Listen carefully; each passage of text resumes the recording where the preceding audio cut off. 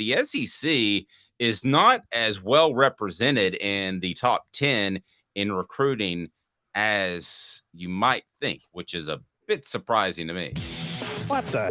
What was he thinking? Release the hounds. The Dave Hooker Show. Keep cool. A presentation of OffTheHookSports.com. What the H? What's happening with the SEC? I'm going to explain. Georgia, number 1. Michigan, number 2. Florida, number 3. Ohio State, number 4. This is the recruiting rankings for the 2024 class. Notre Dame, number 5. Penn State is 6. LSU, 7. Oregon at 8. Stanford at 9. Tennessee in at number 10. So if my math is correct, and tell me if it's not, you have 4 schools, including Tennessee, LSU, Georgia, and Florida in the top 10. What does that mean for recruiting right now in the nationwide scope? Because typically you'll see 4 in the top 7 or 8 and another couple to round out the top 10. What do you think this means for the SEC? Is the rest of the country catching up, or is this just a blip on the radar? Caleb, your thoughts. So, and for context, before people jump all over me, the SEC still leads every other school, every other conference. The Big Ten is second with 3 teams in the top 10. I think it means a couple of things. One, everything we say is a grain of salt and fluid because this is so premature, because Alabama is not going to finish outside of the top 20. They're going to get into the top 10. Like you talked about, they can wait. They can wait and evaluate how they need to. And then that Alabama offer is so strong that they're going to move up.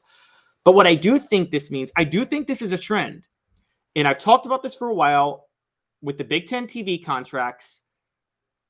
There's a lot more money that the Big Ten is going to have to throw around with from their boosters on NIL and on their recruiting budgets.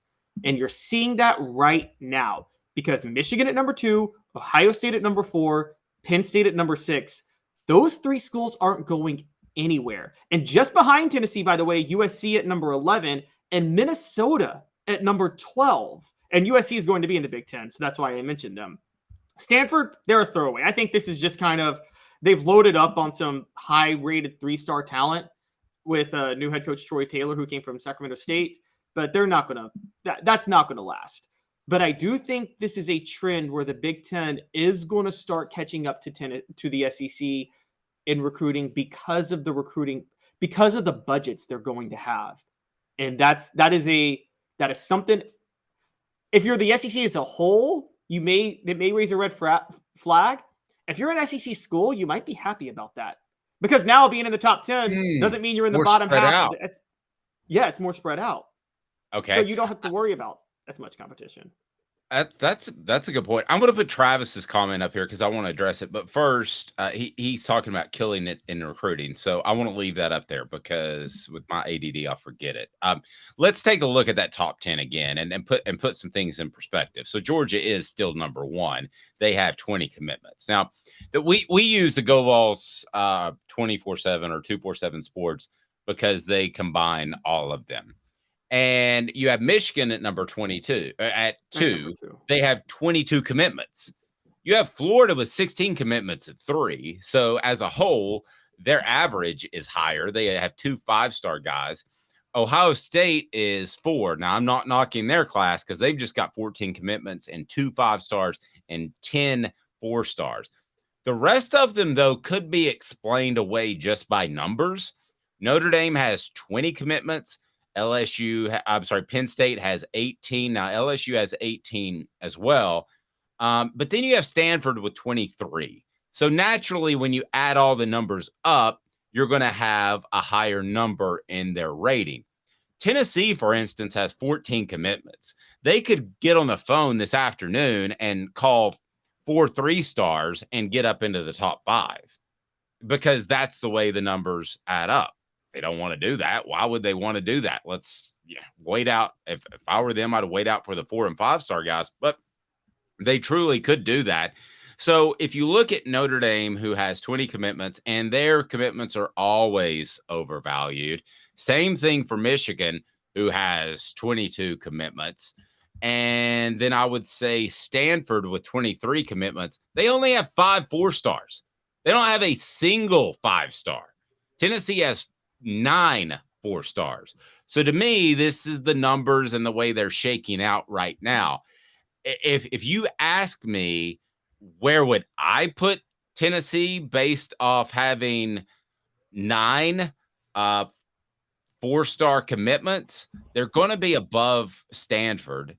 They're going to be above Oregon. And I know Oregon has 11 4-star commitments, but I just like Southeastern kids more for the most part. And I think there's some overvaluing there.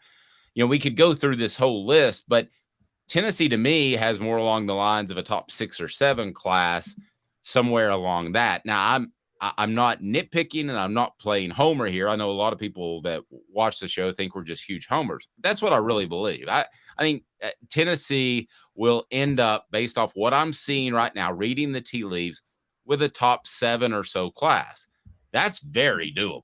Now they have to be in the top 5 eventually, but top 5 wouldn't surprise me after the Max Anderson commitment. It would not surprise me at all. And that would be monstrously significant. Now, Travis says, this is why I left it up, because I want to get back to it because I had to switch screens.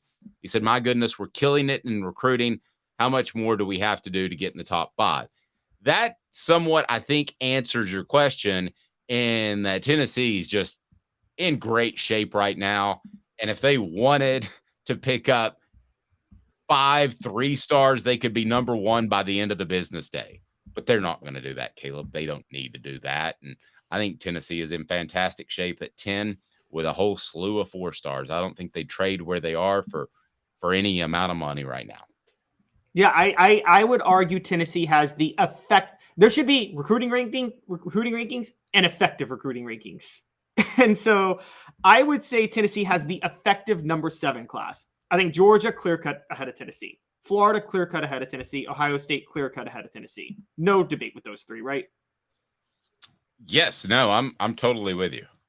Yeah, and so I think where you get a little murky, I kind of disagree with you. I'm going to keep Oregon ahead of Tennessee only because while I think a lot of West Coast kids are overrated, I'm with you. I also think a lot of Texas and Middle Tennessee kids are overrated, and Tennessee they built a recruiting class off kids from there. So, I mean, I could go both ways with that. The 2 that are below Tennessee right now, there's 2 that are below Tennessee that I would actually move ahead of Tennessee. One is USC. They have 12 commits and 9 4-stars. So Tennessee's only ahead of them because of total number of commitments. And the one that's clear-cut, I mean, honestly, Clemson should have a top 5 class right now. They got 7 commits. I mean, they got 11 commits. 7 are 4-stars and 2 are 5-stars. So, I mean, that's an effective top 5 class. So I would put Clemson and USC, Florida, Georgia, Ohio State, and Oregon ahead of Tennessee. I would not put Michigan ahead of Tennessee, believe it or not. I mean, 13 4-stars on 22 commits, I just don't think that's that impressive. So where do you think Tennessee ends up? Brought to you by Andy Mason, AndyMasonRealEstate.com. He has the best service, the best prices in the biz. That's AndyMasonRealEstate.com. Go there, buy your next home or sell your home currently. If you need to make a real estate move, don't lose thousands or tens of thousands of dollars by going with the wrong realtor. AndyMasonRealEstate.com, over 40 years of experience in his office in the real estate biz. So do you think Tennessee ends up in the top 5, yay or nay? No, they end up in the top 7.